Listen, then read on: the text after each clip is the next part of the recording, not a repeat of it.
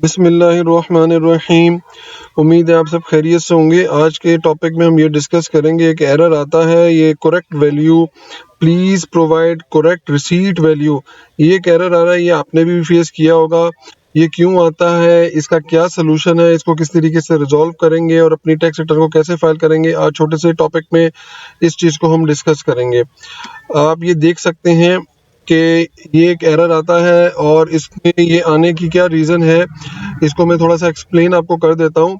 इससे पहले 2024 के रिटर्न में आप जब भी कोई टैक्स रिटर्न फाइल करते थे तो आप टैक्स की वैल्यू जस्ट ऐड कर देते थे, टैक्स की वैल्यू, और वो कोई एरर नहीं देता था।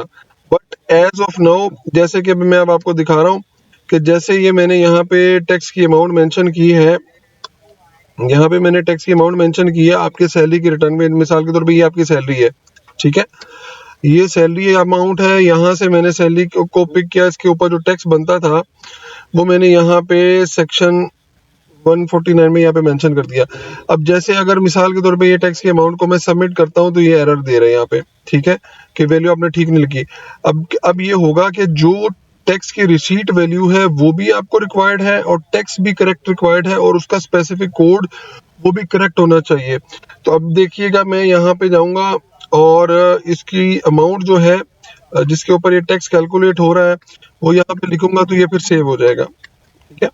आपने इसको यहाँ से कॉपी करना है और कॉपी करने के बाद जब ये आप टैक्स चार्जेबल के सेक्शन में जब जाएंगे और उसके सामने करेक्ट कोड और करेक्ट अमाउंट मेंशन करेंगे तो ये एरर फिर रिजॉल्व हो जाएगा, फिर ये आपको अलाउ करेगा, फिर वो सबमिशन वाला जो एरर आता है वो नहीं आएगा आपको।